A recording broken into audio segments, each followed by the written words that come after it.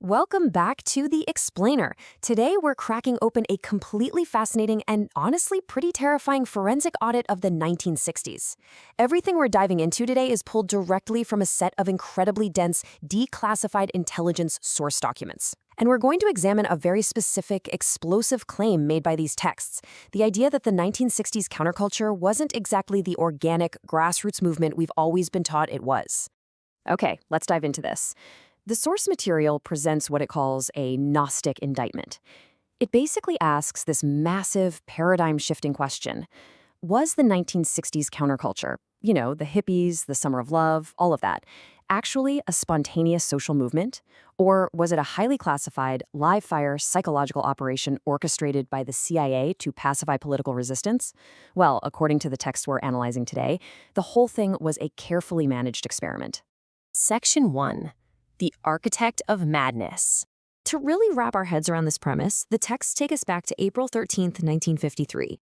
This is the exact date when CIA Director Alan Dulles and his chief chemist, Dr. Sidney Gottlieb, officially launched Project MKUltra.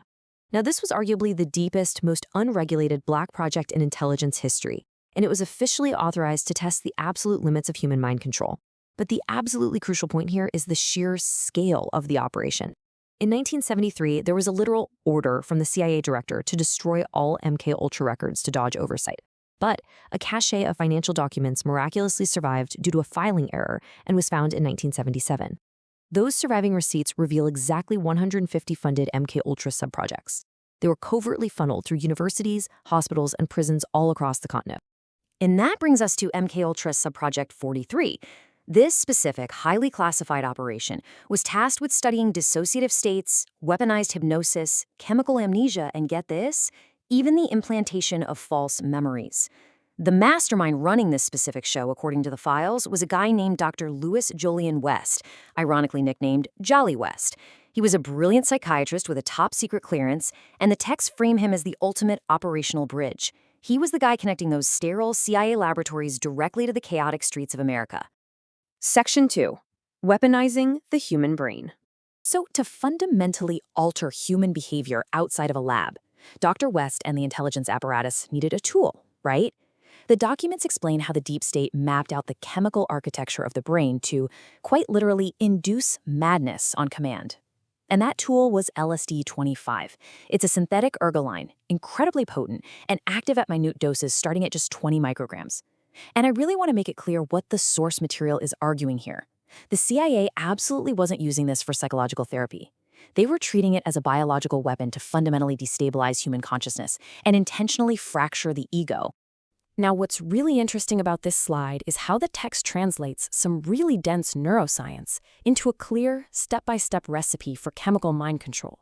First, the LSD aggressively binds to the 5-HT2DA serotonin receptors in the brain. Step 2, this causes a massive glutamatergic transmission overload. And then step 3, this completely disrupts what neuroscientists call the default mode network, or the DMN. The DMN is basically the neurological center of the human ego and self-identity. By hitting it with massive doses, the documents claim the CIA figured out how to systematically fracture a person's entire identity. Section 3. The Haight-Ashbury honeypot. So, you've got this incredible psychological weapon. But Dr. Jolly West couldn't perfect these trauma conditioning techniques in a sterile clinical laboratory. He needed a live fire testing ground, and that laboratory became San Francisco in the mid-1960s.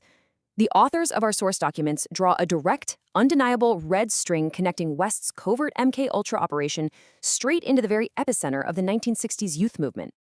Let's look at exactly how the documents allege this operation went down. Dr. West basically poses as a progressive, sympathetic doctor studying the counterculture. He sets up shop and operates heavily in association with the Haight-Ashbury Free Medical Clinic. Meanwhile, the CIA allegedly floods the streets of San Francisco with millions of doses of pure Sandoz-manufactured LSD. The texts claim they use the massive influx of runaway youths as untraceable, completely expendable biological assets. They clinically documented what happened when subjects were given massive, heroic doses, we're talking sometimes exceeding 1,000 micrograms, combined with sensory deprivation and calculated psychological trauma. The ultimate goal of all this? To render these kids hypersuggestible to external programming. Section 4. The Charles Manson Anomaly. This is where the source material pulls that red string to its first major case file, Charles Manson. The text highlights what it calls an impossible timeline. Think about it. In 1967, Manson was a 32-year-old, barely literate career criminal who had spent half his life locked up in federal prison.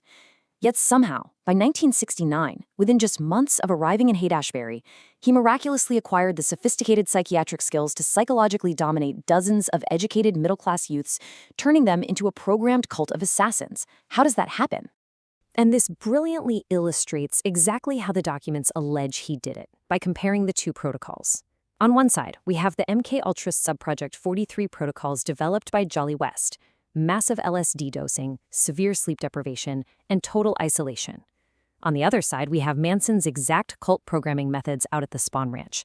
And as the source material points out, they are absolutely identical. The text argues that a high school dropout didn't just casually invent these advanced psychiatric techniques, he was applying Jolly West's clinical protocols to the letter. And the documents detail some pretty undeniable intersections to back this up. For one, Manson's cult members were heavily treated at that very same Haight-Ashbury Free Medical Clinic.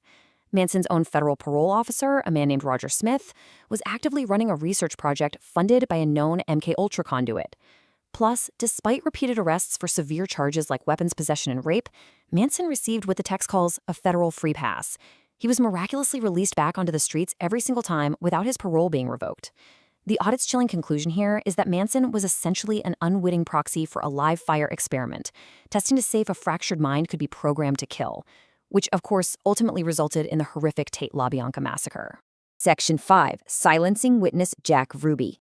Now, we pull that red string all the way back to April 1964 for what the documents describe as Dr. Jolly West's ultimate historically documented hit. The source material poses a terrifying situational question. How do you silence a high-profile witness who desperately wants to talk? Because this was the alleged problem the deep state faced regarding Jack Ruby, the guy who murdered Lee Harvey Oswald on live television. Initially, while he was in custody, Jack Ruby was completely lucid, articulate, and entirely legally sane. In fact, he was practically begging to testify. He famously told Chief Justice Earl Warren, and I quote, "I want to tell the truth, and I can't tell it here." He pleaded to be moved to Washington, D.C., where he felt safe. The text argues that simply assassinating Ruby in his cell or staging a hanging would completely destroy the lone gunman narrative and all but confirm a massive conspiracy. So instead of a bullet, the system sent in Dr. Jolly West. The files lay out this really chilling chronological sequence. Pre-April 1964, Ruby is lucid and begging to testify. Then, in April 1964, the court appoints a psychiatrist to examine him. That psychiatrist is Dr. Jolly West, who is suddenly granted exclusive, totally unmonitored access to Ruby's jail cell. And almost immediately, post-evaluation, Jack Ruby suffers a sudden, catastrophic psychotic break. The destruction of his mental state was absolute, and it was immediate. The documents present a genuinely terrifying conclusion regarding what actually happened inside that cell. They allege that West utilized his MKUltra toolkit, massive forced dosing of hallucinogens and sodium pentothal, which is truth serum, combined with aggressive weaponized hypnosis. Suddenly, a previously lucid Jack Ruby began violently hallucinating, literally screaming that Jews were being exterminated in the prison basement. West immediately declared him legally insane, permanently barring him from ever taking the stand. Shortly after that, Ruby died in custody of a highly aggressive lung cancer.